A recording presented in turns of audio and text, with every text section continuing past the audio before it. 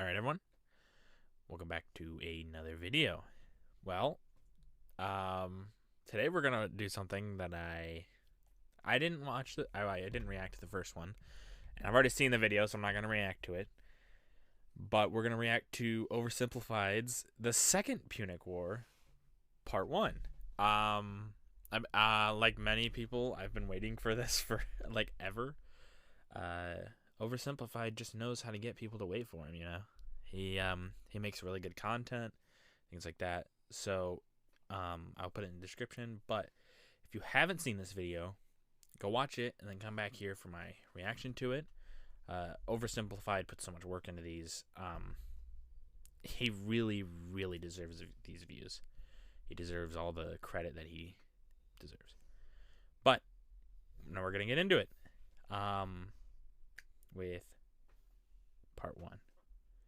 This video was made possible by NordVPN. Click the link below and get an exclusive deal with 4 extra months. Also, check out the merch store for some new character pins, the last remaining bucket plushies, and even a calendar. And I'm not done yet. We've partnered with U2s to bring you an exclusive Oversimplified Roman console figure. Get it while you can at oversimplified.u2s.com. But it's limited edition, so once it's gone, it's gone. So go and buy it now. Hey, what are you still doing here? I said go and buy it now! I didn't go buy it. All right, our beloved mercenaries. Let's hear it. Okay, thank you one and all for your hard work fighting in the First Punic War. Would have been nice if you'd won, maybe tried a little harder, but this isn't the finger-pointing convention.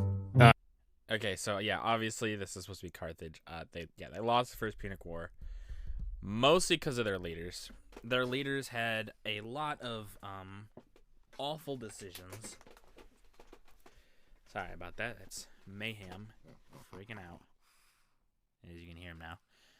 But yeah, their leaders made very bad decisions. If you watch Oversimplified's last video, you'll understand. One of the decisions. They weren't very good at just being politicians, to say the least. I know you all have one thing on your minds. Hey, when are we all getting paid? Remember you lost your... Okay. Jim, why don't you tell them? I'm not telling them, you tell them. Ugh. Look, you're not getting paid. What? We lost the first... Yeah, I mean... It makes a little bit of sense that they wouldn't pay them. The amount that Carthage had to pay to Rome after the First Punic War was like 22 talents of silver, which is like millions of dollars today. Carthage was probably hurting for money. So you look at these mercenaries and you're just going to tell them, yeah, we can't pay you guys. Sorry, we don't have the money. Which... it doesn't seem like that'll win you any friends here. Punic War, and owe the Romans a ton of reparations. Of course we can't pay you in full. Let's burn this place to the ground! Hey! Don't burn this place to the ground! Come on, fellas. Will killing us really make you feel better about your money? Yes. Way to go, sir. Shut up, Jim. You're fired. I guess that makes 2 of us. Huh? Oh, okay. Well.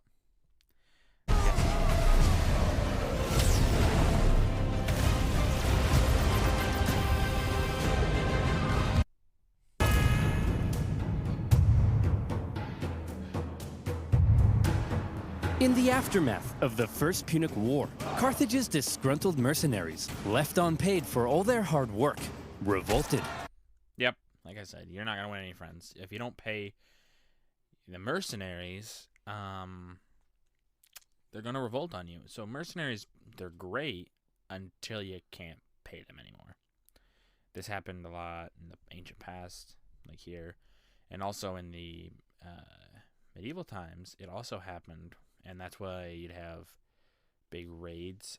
Like one of the big examples, obviously, is Constantinople is raided by the Crusaders who were coming to help them because they weren't paid. So They weren't paid enough. And Carthage found itself caught up in an extremely destructive mercenary war. The panicked Carthaginians hired more mercenaries to fight the mercenaries they couldn't afford to pay, and Carthage came dangerously close. Okay, yeah, that's a problem. Oh yeah, we don't have any money to pay these guys. Hey, mercenaries, we need you to take care of these guys. Here's money to take care of those guys. To collapse. All the while, across the water, there was Rome. Ha! Look at those morons. We just kicked their ass in the first Punic War, and now their own mercenaries are revolting. Haha. Yeah. Wait, first Punic War? You mean there's going to be a second one? Well, we're definitely taking advantage of this situation. So almost certainly, yes. The Romans did in fact... Yeah, imagine, you have a time traveler. Oh yeah, kicked their ass in the first Punic War. The first? Take advantage of the situation. Amongst the chaos, rebels on the Carthaginian island of Sardinia sent out a cry for help to Rome. Hot diggity dog, said the Romans. That's free real estate. And so in they went. Whoa, whoa, whoa. That's our island. Get the hell off. Hey, they requested our help. We're simply helping. Oh, no, you don't. Look, we're sending our own army to deal with the rebels, okay? But just to be clear, we're not trying to start a fight with you, so, don't declare war on us or anything. Yeah, obviously. War. Yeah, Carthage wouldn't want to go to war with Rome again. They were whipped in the last one. And, in the first Punic War, Rome lost so many people, but just never gave up. And so if you're Carthage, you're like, nah, I don't want to go back to the war with these people. They don't give up. They have too much. They're too brute force. So yeah, here, the minute war goes, hey, we're going to declare war if you do this, they're going to be like, no, we don't want... We surrender! Great. And as part of the peace treaty, we get to keep these islands. Oh, okay. The Carthaginians were hopping mad. As if their humiliating loss in the First Punic War wasn't bad enough, the Romans now took advantage of their mercenary problem and stole their islands. This shocking land grab was pretty hard to justify, even by Roman standards. Additionally, the Romans now demanded Carthage pay them even more money on top of what was already owed. Oh yeah, so I was wrong. I said 22 talents of silver. There's 3,200 talents of silver. And then, because they lost this war that was Rome taking more land from them, they said, add on 1,200 more. Come on, guys, you can pay all that talent of silver, right? And it's like, I believe in today's money, a talent of silver would be equivalent to like a few $1 million. Like, quite a few. It's just ridiculous. It's a ridiculous amount of money. If Rome was trying to make Carthage as mad as possible, they were doing a fantastic job. The seeds of a second Punic War were being sown, and they were being watered with Carthaginian tears. Resentment in Carthage only continued to grow. Eventually, Carthage solved their mercenary problem thanks to Carthaginian military genius and hero of the First Punic War, Hamilcar Barca. Now, obviously, remember his name, Hamilcar. But yeah, you want to beat your enemy, but you don't want to beat them so bad, and you don't want to humiliate them to the point where they will strike back later. Because while you beat them the first time, there's no guarantee you'll beat them the second. And in the second, they'll be fighting for more personal reasons, and so people will tend to fight a little bit harder. You don't really want that. He sorted those naughty mercenaries out with some good old-fashioned atrocities, and the destructive mercenary war was over. We think of crucifixion today, we think of Jesus, but it was done long before him. I don't think the Carthaginians are the first one to even do it. I think it goes back even further than that. I think the Greeks did it before then, and I think even the Egyptians did it before then.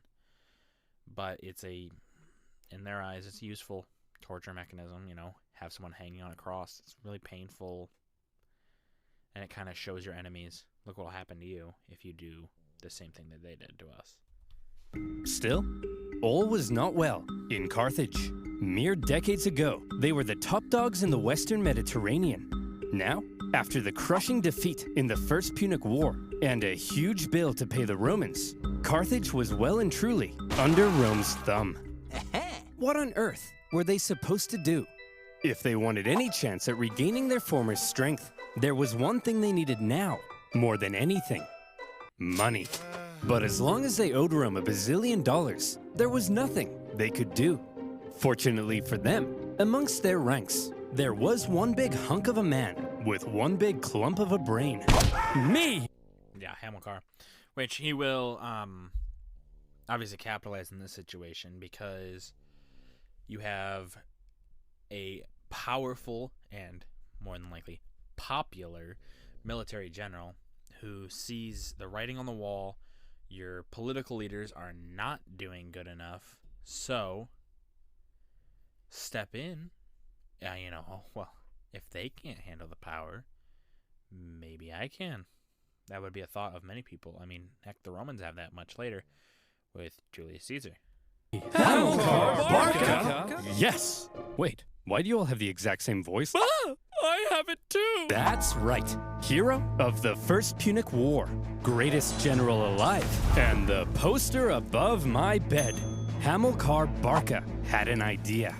All right, we need money? Yeah, more than well, likely I've got at this one time, word for you. he would probably be considered. Spain. An area filled with lucrative silver mines, from which the silver would flow like a river, and our pockets would be stuffed, like Tony's mother at a buffet. Hey! So here's my proposal. What the hell? You send me with a...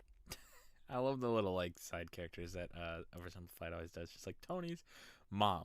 Hey, what the hell, man? An army to Spain. I'll expand our territory, get those silver mines up and running, and we'll be able to pay the Romans back in no time. Okay. But just to check, you're not secretly raising the money to go on a bloodthirsty revenge spree against Rome, are you? Because we can't afford that. No, why would somebody named Hamilcar Barca ever plan a revenge against Rome? There's nobody with the last name Barca that will ever have a blood revenge on Rome. Hanno, my dear, I'm simply going to pay them back. Yeah, totally peaceful. Look at that face. Only peaceful. Only peaceful. Well, Factions, empires, gods. Well, that wasn't reassuring. Few in Carthage were as bitter about their loss in the First Punic War as Hamilcar Barca. 98% of his brain matter had been reallocated to thoughts of revenge. He was also fed up. I mean, yeah, if you are the hero of the First Punic War, all you can probably think is, well, I did so good. How did we lose? Clearly, we need to take revenge. We can beat Rome next time. So he will probably think this. He'll probably think, hey, we need to fight Rome. With the Carthaginian politicians for what he deemed a... And look, they're playing a 4X game of some sort, either Risk or you could even say they're playing Civilization, which would be kind of funny. Cowardly betrayal when they surrendered at the end of the last war. And so for Hamilcar, going to Spain meant being able to act independently from the weak Carthaginian government, building his own strength, and then perhaps somewhere down the line, revenge. However, he wasn't going to Spain by himself. Yeah, I mean, after even this war, Rome goes into Spain. Yeah, Spain's there's a lot of, as they point out, silver mines.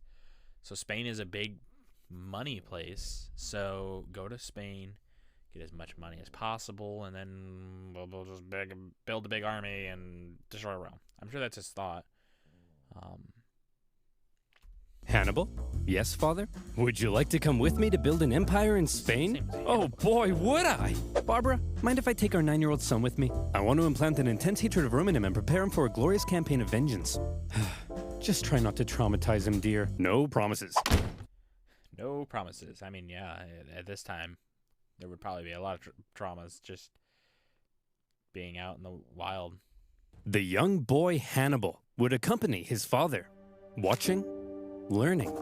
Boy, you see that city over there? Yes, father? That is Rome. Do you know what we do to Romans? No, father. We hate them, Hannibal. We hate them with every fiber of our being. And you can see here, I mean, obviously I've been making jokes about it, but Hannibal, we can see why he had an intense hatred and why he goes so hard against the Romans later, it's built up by his father. His father hated him, and it's just instilled into him this hatred of the Romans because they are just that bad. Why, father? Can't I just play with my Digimons? No, son! They took No, son, everything no from us. Our land, our wealth, our pride. Those animals. I'll tear them limb from limb. I'll burn their pathetic city to the ground. Dad? I'm sorry, son. I'm just... He would have been so proud. Yeah. And Hannibal does a lot to the Romans. I'm sure he'll tell us all this later, but yeah, he gets named the enemy of Rome, and until their fall, he's still the enemy of Rome. Never been so proud. Keep going. I'll slaughter their people. I'll cut off their faces and wear them as masks. I love you, son. After taking Hannibal to the Temple of Baal and having him swear an oath. Is that a ball that is supposed to be Abraham Lincoln, but also like it almost looks like Drake or something? That looks very odd. Never to be a friend of Rome. Off Dad and son went for their lovely beach holiday in Spain. But Spain was already inhabited by many tribespeople. And when Hamilcar suddenly showed up in their territory, they were like, "Hey, who the hell are you? What are you doing here?" "I'm teaching my son how to become a warrior like me." "Aw, well that's sweet. Well then, little guy, let's see what you got." Good boy. Yeah. As Hamilcar got to work fighting the tribes of Iberia and expanding Carthaginian influence, Hannibal became a child of war, even earning battle scars from a young age. And he grew to become a great military leader himself, making his father very proud. I love you so much. Yeah, I mean, what's the best way to teach someone good war? You know, being a good military general, things like that. Take them into war constantly. If they see the battlefield, they can understand it more. They can learn what might be best in the battlefield. Some of the best generals are, war-trained generals. Actually, Napoleon, he was war-trained. Before he was a big leader, he was like he was a captain of an artillery regiment, and that helps him later on with being able to position his artillery right and things like that, and it helped him understand a battlefield more than he may have otherwise. Son, Dad, not in front of the enemy. You killed that guy so well, son. The Barcas successfully consolidated Carthaginian power, got those silver mines up and running, and were sending buckets of cash back to a money-starved Carthage. And symbolizing Carthage's regrowing strength, a beautiful new city would eventually be founded in Spain. Carthage. New Carthage, with a magnificent palace at its center. Carthage is back, baby! What in the name of Apollo is going on here? Ah, Romans! Flowing silver mines? Dancing elephants? What are you up to, Hamilcar? I'm simply gathering the money to pay you back. Oh, okay then. Or are you rebuilding strength to go on a Yeah, definitely not suspicious. Why are they just getting all this money? What's their purpose here? But they're just gonna pay us back. It seems a little suspicious. bloodthirsty revenge spree. Like I said, Claudius, I'm simply trying to pay you back. Aw, you guys are hugging. Oh, so cute. No, we're not. I was hugging. Hamilcar had practically carved out a kingdom for himself in Spain, free from the meddling Carthaginian politicians. His power was becoming immense. But Dad, yes, my son? I'm confused. Are we really simply paying the Romans back? We're not gonna go on a bloodthirsty revenge spree? Of course we are. I'm just saying that to get the Romans off our backs. Listen, here's the most important life lesson I have for you. Vengeance is everything. I mean, yeah, that's, it's smart. Build up your power first before you go strike the enemy. If you're not prepared to fight Rome, don't fight them. Clearly, in the last time, Carthage wasn't prepared to fight Rome, and they got their asses handed to them. So this time he's gonna make sure that Rome won't be prepared for Carthage. An all-encompassing thirst for vengeance is great for your mental health. Are you still confused? No, I get it now. But what if the Romans find out what we're up to? They won't find out. Why? Well, Hannibal, because I use NordVPN. Oh, and here's the Nord ad. I'm confused again. Do you like your computer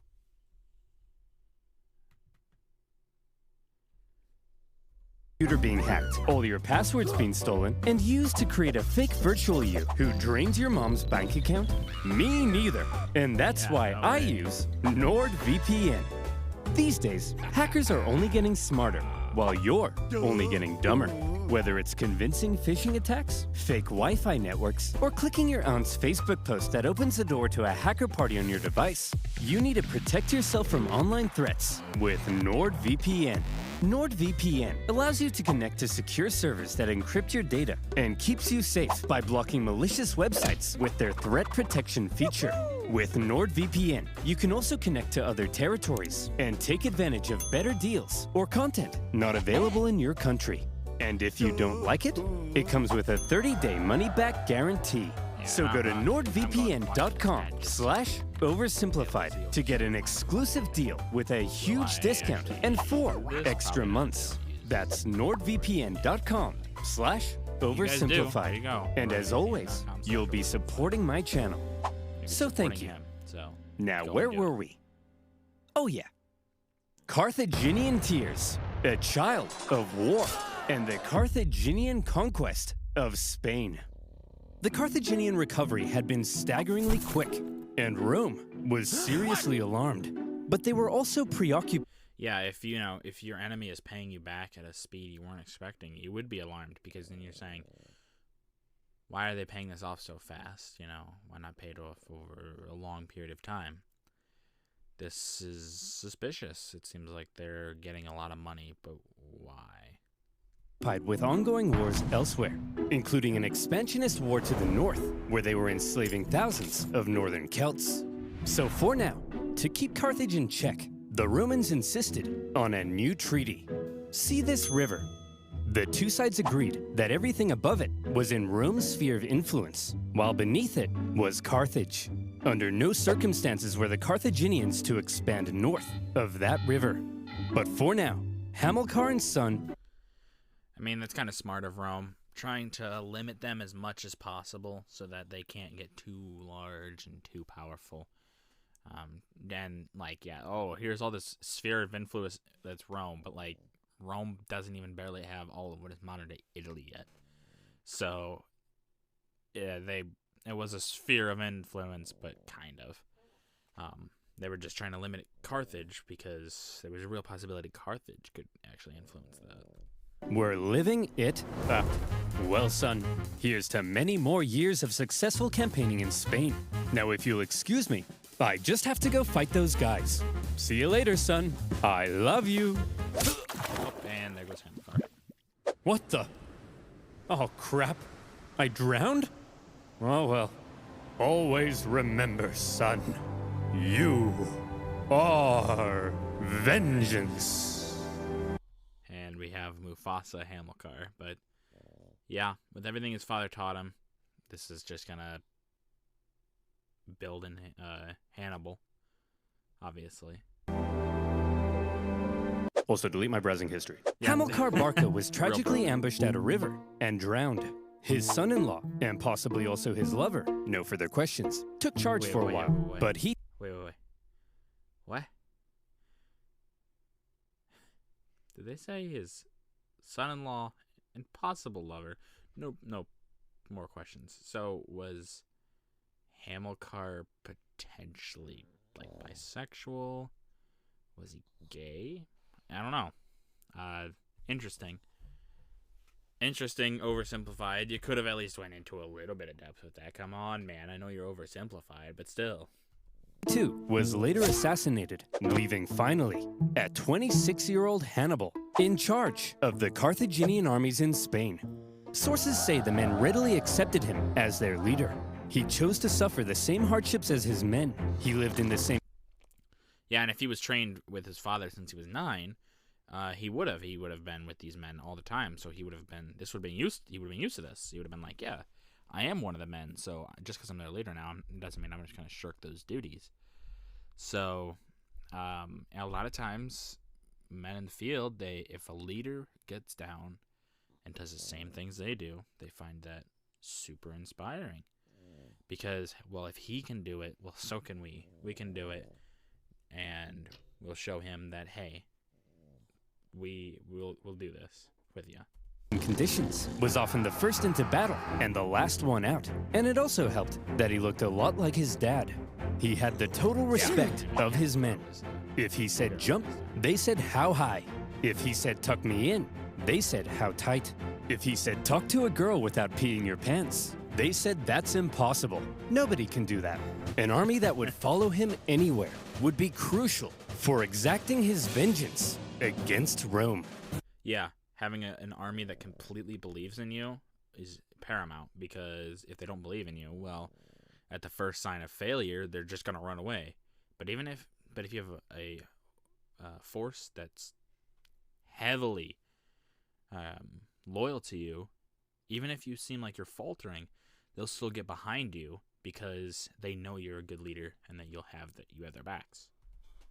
Hannibal's army had become a strong and loyal fighting force, and that was making a certain nation very uncomfortable. Yeah. Seeing Carthage re-strengthen so quickly was not something Rome had expected. Yet here they were, paying off their debts and expanding their territory. It didn't feel very much like Carthage was under Rome's thumb at all, and Rome wanted to put an end to it. Tensions were strung tighter than your liar's G-string, and all it would take. Okay. But yeah, Rome would feel like our influence that we just put on them, it's like disappearing. Like, what's going on here? How are they getting so powerful? Was one incident to trigger all-out war. And in 219 BC, a city in Spain would find itself at the very center of that fateful incident, Saguntum.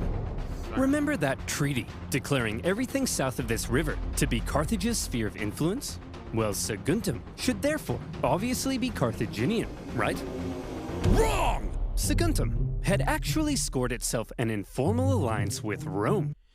Now you see, this is what leads to war. You have a treaty that says anything south of, whatever line that they wanted to make up, and that's theirs. But if you have somebody that's in there that says, no, we're friends with Rome, well, then that goes against the treaty.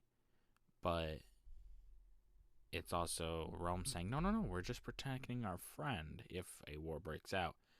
So it's kind of smart from Rome being like, hey, yeah, we'll be friends, just so you can more or less guarantee that if a war needs to break out, you can break one out. After Rome had helped it with an internal dispute, with Carthaginian encroachment, Saguntum began to fear for its independence, and Rome declared itself Saguntum's protector. But this clearly went against the Ebro River Treaty. So what on earth was Rome doing? Were the Saguntines and the Romans truly just BFFs? It's possible. Or was Rome deliberately trying to interfere with Hannibal's Spanish expansion? And it could have honestly been a little bit of both, Maybe you see kinship in Saguntum because they come to you for help and things like that, so you want to just defend them and their independence.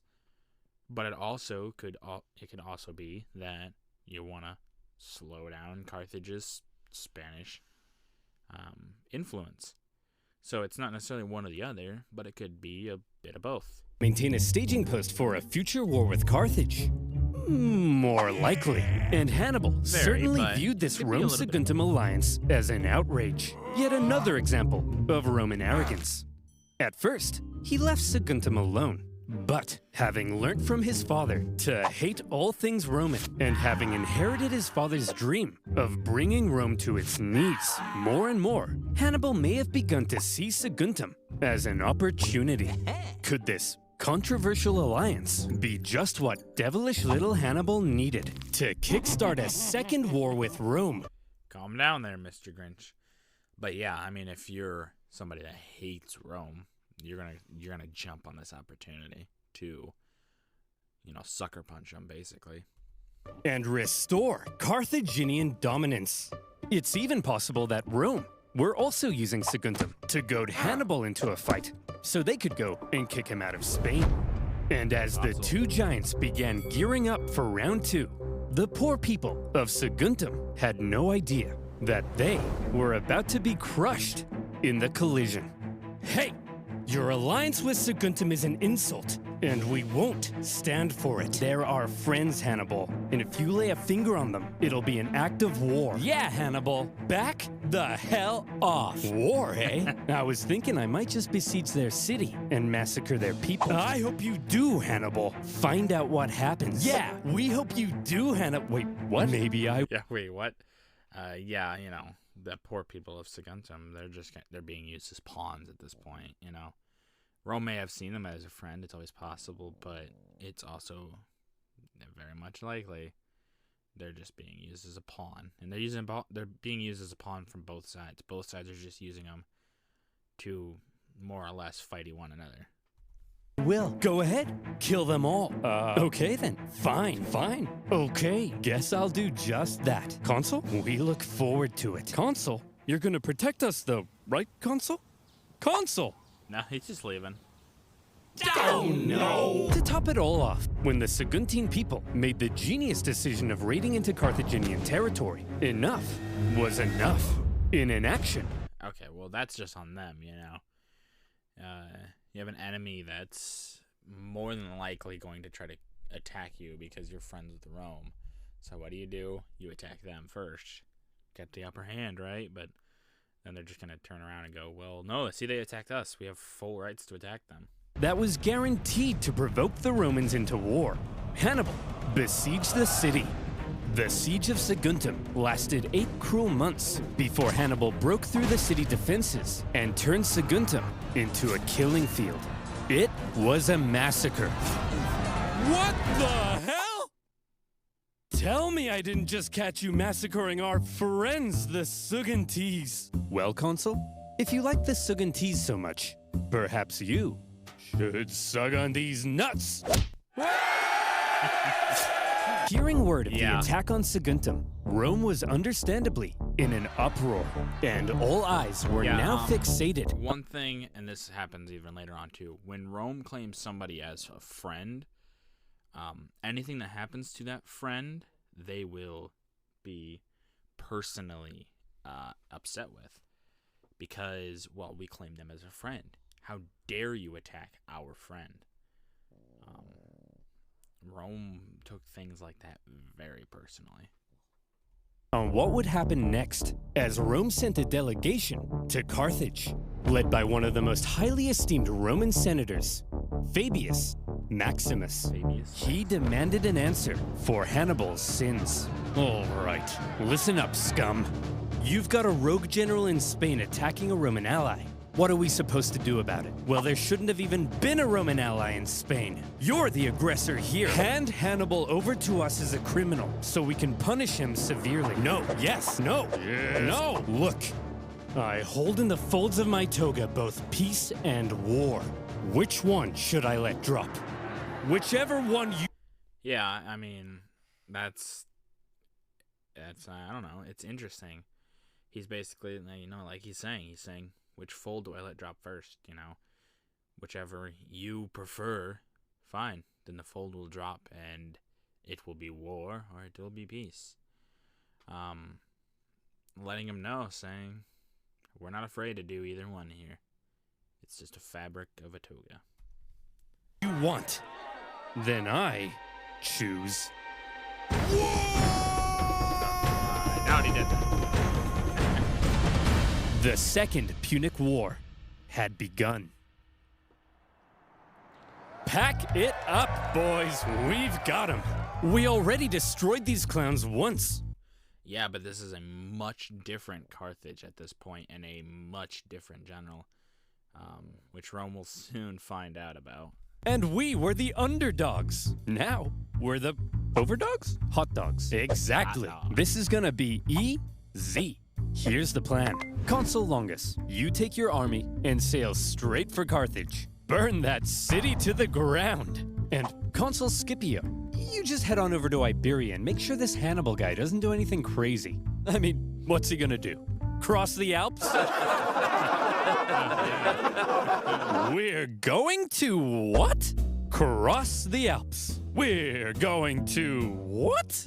I just told you, Hannibal will freeze to death. Trust me, Jerome. The Romans are expecting us to fight the same. Yeah, I mean, if you're thinking about it, the Alps, yeah, is one of Italy's natural defenders. It has been in this time, and it has been even after this, much longer after this. That idea of marching through the Alps is absurd. You wouldn't think that's even possible. But with the right general and the right amount of loyalty, you could walk. And this is a saying from a great cartoon, but pay a man enough, and he'll walk barefoot through hell. And same is true with loyalty. Have men loyal enough, and they'll walk barefoot into hell for you. Same way we did last time, passively, taking no initiative. They think it's gonna be easy. So this time, we have to be aggressive. We have to go on the attack. It sickens me to say this, but this time, we have to be a little more Roman. You mean we're gonna take poops and baths together? But I'm insecure about my hairy legs. No, I'm saying this time, we're gonna take the fight to them. Think about it. Rome thinks they're simply going to invade us and win the war. So when they suddenly find themselves being invaded from the north, they'll freak out. Like Tony's mother, when the buffet runs out of shrimp. Hey! I gotta admit, it's actually kind of genius. And my hairy legs will insulate me from the cold. That's the spirit. Hannibal, you have my sword, and my spear, and my legs. Okay. Ugh. Good old Lord of the Rings reference, obviously.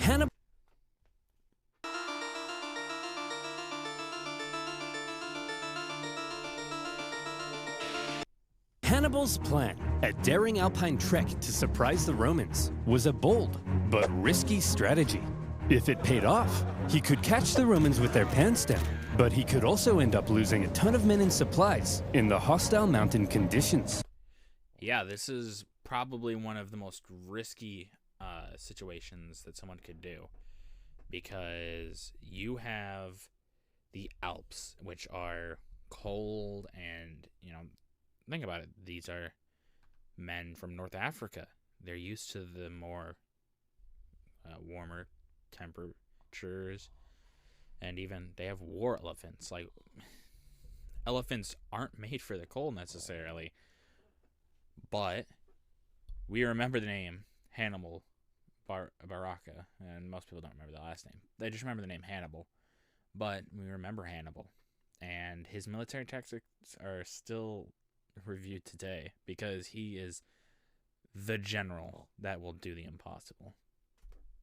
Nevertheless, in 218 BC, with a fire in his eyes and some vengeance in his belly, Hannibal brought his force of almost 100,000 men across the Ebro River. They spent months on the road, trekking through the cold, hostile mountain conditions. And when they finally reached the other side, they said, "Hooray! We did it! We crossed the Alps." No, those were the Pyrenees. Those are the Alps. Yeah, I mean, this part of Europe is so mountainous. I mean, you have the mountains between Spain and the rest of Europe, and then you have the Alps. After crossing the Pyrenees, the army then had to pass through southern Gaul, a vast territory filled with tribespeople, many of whom were hostile to Hannibal's presence.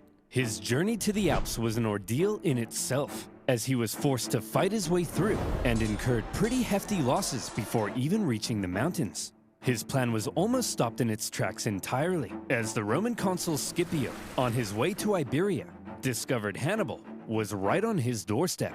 Suddenly, Hannibal's journey became a race, as he rushed to get his massive army across the vast Rhone River before the Romans could intercept. Yeah, I mean, think about it. If Scipio stops him here, we never hear of Hannibal. We hear of, we maybe have heard of Hannibal, but not like we do nowadays. But if he can hurry up and get over this, he can crush those Romans, or run away if he needs to, he can fight another day. The crossing was chaotic, with the panicking elephants causing several men to drown. And the first combat of the war occurred when small scouting parties from each side encountered one another. When Scipio finally caught up to Hannibal's position, what he found was an empty Carthaginian camp. Hannibal had slipped through his...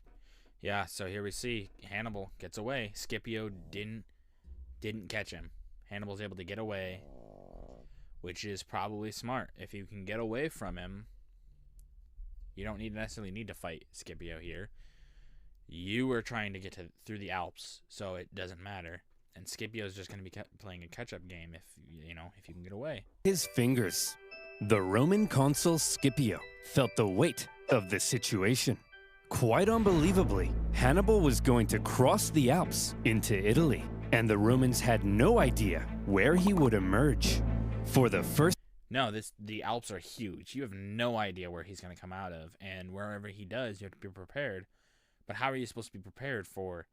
Obviously, it was 100,000 when he left Italy, but, we'll be generous to him and say he's at 80,000 still. Oh. That's a huge army, and it can just pop out of anywhere. This time, a Carthaginian force had the Roman homeland under threat. Scipio sent his men onto Iberia as planned, but he himself rushed home to raise a new army so that if Hannibal survived the crossing, Scipio would be there, waiting. Would you? Yeah, Scipio's not an idiot. He is a decent general. He gets outclassed by Hannibal, but like I've said earlier, Hannibal was the right general for this time. He's probably one of the best generals in history. And so Scipio does his best, but he can't. But he was smart enough, sends his men to Iberia to try to do whatever he can there, take over the land, what he was originally planned to do, and then goes home and tries to build this huge army so that wherever Hannibal comes out, I'll fight him, but it will not go Scipio's way. You look at that, boys. We're here. The Alps. Although it is a little later than I expected. Yeah, it's kind of chilly. We'll set up camp here and wait for spring, right? It's way too cold, right? No, here's the thing. If you sit there and wait, well then there's a good chance the Romans catch up to you. That's a few months, Push through the winter. If you can push through, you can catch the Romans completely off guard because they're not going to be expecting an enemy in the middle of winter to cross the Alps and attack them. That's just, that's crazy. Why would they do that? Hannibal's famous crossing of the Alps was brutal. It was already autumn, and the men suffered terribly. It was cold. Men would fall off the sides of icy cliffs. They starved. They fell off the sides of icy cliffs. Some sources say they had to eat their pack animals and would finish off dying comrades in order to take their clothes for extra warmth. And then they would fall off the sides of icy cliffs. Yeah, so there's a lot of icy cliffs, if you couldn't tell, in the Alps. So, yeah, these men are going to keep falling off the icy cliffs. Imagine an army of 50,000 men. Okay, so now, I guess here we know. 50,000 men. He left with 100,000. He's at 50,000, which quite a bit, lost, but still. An army of 50,000 men. That's a huge army. With all of their horses, supplies, and 37 elephants, trying to navigate the most hostile mountain range in Europe. And it wasn't just nature that they were up against. Tribespeople lived in the mountains, and they couldn't believe what they were seeing. A tribe approached Hannibal and said, "Hey man, geez, that's some nice armor. What is that, gold? Man, I'd really like that armor. Hey boss, they've got food as well. Shut up." Yeah, obviously these tribemen are going to try to take advantage of these guys. They live here. We know the mountains better than you do. But one thing I think that would catch them off guard would be obviously the elephants.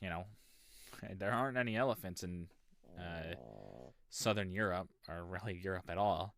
So, yeah. Be cool. Hey, why don't you let us guide you through this narrow gorge? We're not gonna kill you or nothing. Just walk right on through there. We're not gonna kill you. It's just right this way. Death trap. We're not gonna kill you. Hannibal's army were forced to fight their way through the gorge as massive boulders rained down on them from above. Some clever reorganization of his line helped them survive, and they were able to fend off the opportunistic tribes. But losses from the constant attacks were heavy. As the journey continued, We got more icy cliffs, but a little help this time. men who went over the sides would get stuck on the ice sheets below and had to make a grisly choice between starving to death or just getting it over with. When the deeply demoralized army reached the summit and rested for a couple days, Hannibal tried to lift their spirits with a rousing speech. Look, men, down there, it's Rome. These plains stretching out in front of you are bountiful with food to eat and Romans to kill. Move, Bessie! Look! Yeah, but, I mean, yeah, once you get to the top, or, you know, you can see it. See down there. You can say, hey, look, it's right there. We're almost there. If we can just get there, all of our problems will be gone. You have just climbed the walls of Rome. The hard part is over. From here on out, it's all downhill, and nobody else will die. Except for them. The rest of us here, no one dies. Starting now.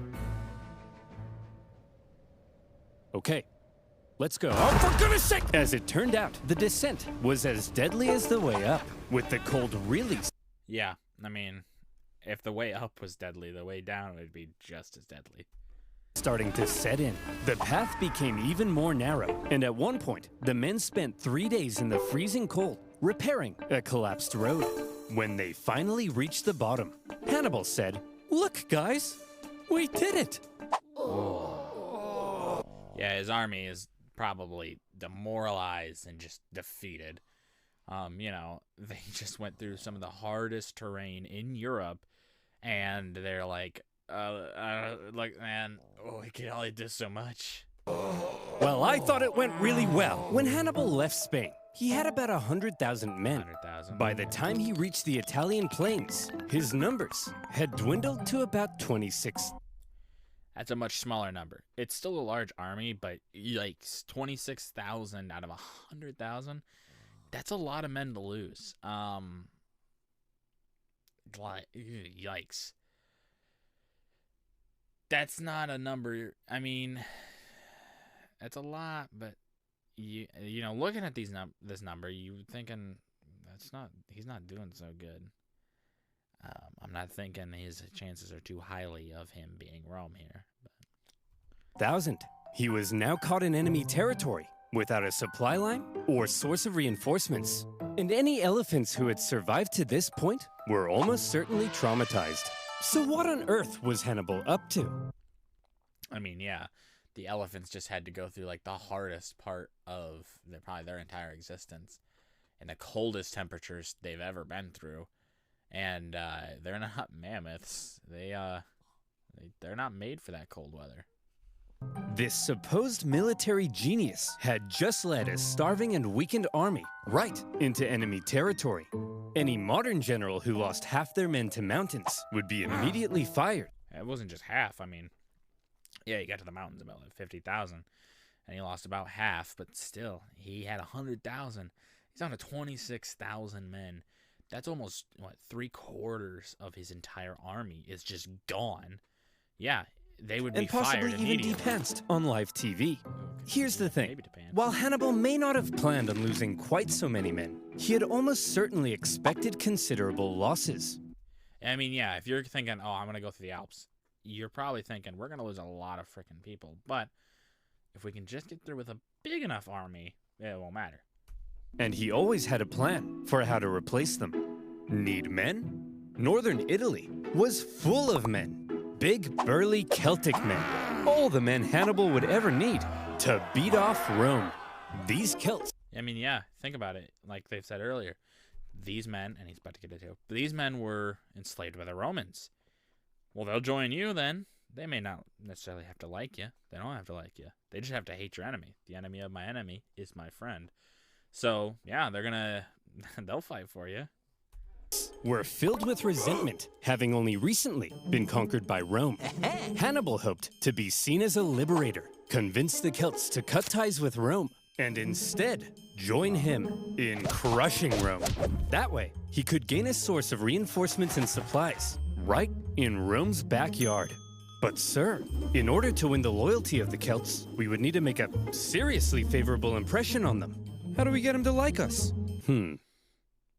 Kill them. One of Hannibal's Yeah, that'll make them very much like you. first actions in Italy was to obliterate a nearby tribe who wouldn't join him. This sent a clear Yeah, you know, he's got a bazooka. I'll trust him. message to all the other tribes. It was his wrath they should fear, not Rome's. The realization that a Carthaginian army had just invaded them must have been shocking for the Romans. But when they looked at this ragtag group broken by the Alps, they couldn't have felt very intimidated. No, and think you have Scipio, who just went back and is building another army. You know, and the idea would probably be a huge army. And you're thinking, nah, Scipio's got this. He'll do fine. We know that's not the case, but yeah, you know, from the Romans' perspective, they thought, yeah, this is no army to fear. It's 26,000 men. And, you know, they come in and destroy one of the Celts up north. And they're stumbling through. They're not going to be much of a threat. However, Hannibal was now in Italy, and he was about to embark on one of the most astonishing military campaigns in all of human history. The Romans may not have known it yet, but there was now a monster loose in their territory, and he was vying for Roman blood. And that's going to be for the next one. Yeah, the Romans, they might have thought, hey, we'll be able to handle this, but no, they will not be able to handle what is about to come. Like he said, there is a monster loose in Rome, and he's going to be the downfall of Rome if they don't stop him. Well, I guess we'll find that in the next one. If you guys like this video, leave a like. If you didn't, leave a comment. Tell me what I can improve on. I always appreciate your feedback. And as always, subscribe. It really helps out the channel. And this channel's been growing a lot. You guys have been doing amazing. So I really appreciate that. Thank you. And also go check out, obviously, Oversimplified. I can't say enough. He makes great content. I always love watching his videos. But yeah, thank you.